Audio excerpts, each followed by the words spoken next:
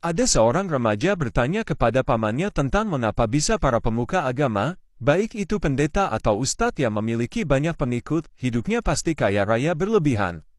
Remaja sebut saja, paman, saya heran kenapa seorang pendeta, ustadz, dan pemuka agama lainnya yang memiliki banyak umat, hidupnya selalu enak, kaya raya, rumah besar, mobilnya banyak, sepatunya berharga jutaan rupiah, pakaiannya buatan luar negeri. Apakah semua kekayaan itu merupakan berkat yang diturunkan oleh Tuhan untuk orang-orang yang bekerja untuknya?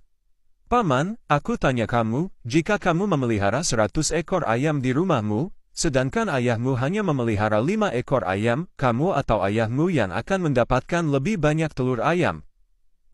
Ya pasti saya yang akan mendapatkan lebih banyak telur ayam daripada telur ayam yang didapatkan oleh ayah saya, karena ayam milik saya jauh lebih banyak daripada kepunyaan ayah.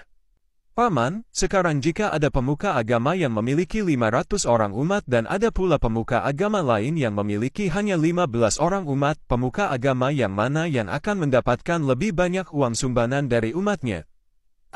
Ya pasti pemuka agama yang memiliki jumlah pengikut yang lebih banyak yang akan mendapatkan uang sumbangan lebih banyak. Paman, ayam peliharaan bertelur untuk siapa? Untuk dirinya sendiri atau untuk diambil oleh orang yang memeliharanya? Jadi mana yang lebih cerdik dan mana yang bodoh, orang yang memelihara ayam atau ayam-ayamnya? Ayam bertelur ya pasti telurnya akan diambil oleh orang yang memeliharanya, yang bodoh ya ayam-ayam itu, mereka bertelur setiap hari tapi telurnya menjadi milik orang yang memeliharanya. Paman, lihatlah ayam atau bebek yang ada di dalam peternakan, ketika seekor ayam berkotek, maka seisi peternakan akan berkotek-kotek. Dan ketika seekor bebek mengeluarkan suara, bebek-bebek lainnya di dalam peternakan akan mengeluarkan suara bising yang sama. Makanya umat akan dibuat jadi bodoh terlebih dahulu, logikanya harus dimatikan, diwajibkan satu suara, dilarang membantah, dilarang berargumen, dilarang meragukan ajaran, apapun yang diajarkan oleh pemuka agamanya wajib untuk dipercaya sebagai perintah Tuhan, ego umatnya dilambungkan terlebih dulu, katakan bahwa mereka adalah orang-orang pilihan Tuhan, lebih diberkati daripada orang di luar agamanya, diyakinkan bahwa dengan memberikan sumbangan untuk pemuka agamanya atau tempat ibadahnya berarti telah memberikan tanda syukur untuk Tuhannya, semakin banyak dan semakin sering menyumbang maka akan semakin besar pula pahala yang akan diterima. Semakin banyak umat bodoh, maka akan semakin kaya raya pemuka agamanya. Pantas saja para pemuka agama yang memiliki banyak pengikut, apalagi pengikutnya orang-orang kaya, pengusaha, pedagang besar, artis, DCB. Pemuka agama itu pasti kaya raya. Paman, seperti itulah kejinya manusia, penyembah harta, bukan hanya barang nyata yang diperjualbelikan, tapi Tuhan pun dijadikan maskot dagangan demi memperkaya diri sendiri. Tapi kok bisa ya mereka membodohi begitu banyak orang, bahkan orang-orang terpelajar yang berpendidikan tinggi pun bisa mereka tundukkan dan mereka kuasai jiwa dan raganya.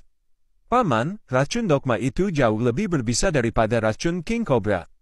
Ego manusia ketika sudah dilambungkan setinggi langit, akal sehatnya langsung runtuh sampai ke dasar samudra. Ketika logika manusia sudah dikebiri, maka seorang profesor dokter atau seorang jenderal bintang 4 pun bisa serupa dengan keledai dungu jika egonya sudah melambung tinggi, dibodohi pun mereka sudah tidak sadar lagi.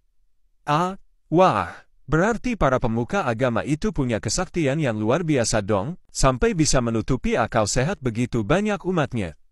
Kalau tidak karena kuasa Tuhan, bagaimana bisa mereka membodohi begitu banyak orang?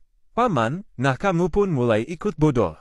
Jangan apapun kamu percaya sebagai berasal dari Tuhan, pergunakan akal budimu untuk membedakan mana yang benar dan mana yang nampaknya benar tapi penuh penyesatan.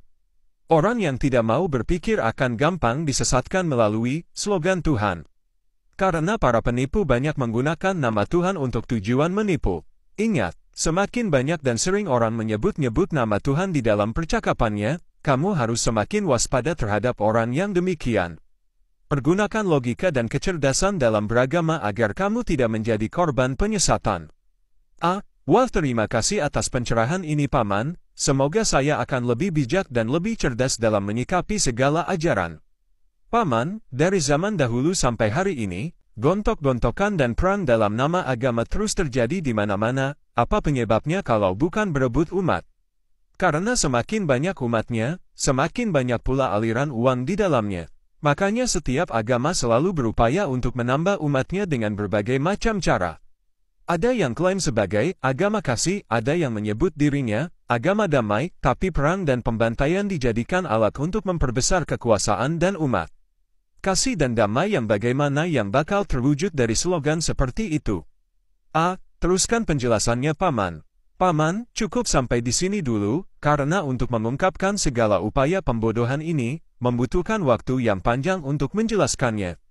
Yang harus kamu perhatikan, jangan mau jadi seperti bebek atau ayam yang dikurung di dalam peternakan, tapi jadilah seperti Raja Wali atau ayam hutan yang hidup di alam bebas, karena dirimu memang terlahir bebas untuk jadi saksi keagungan semesta yang tanpa batas. Kahayu Sagung Dumadi.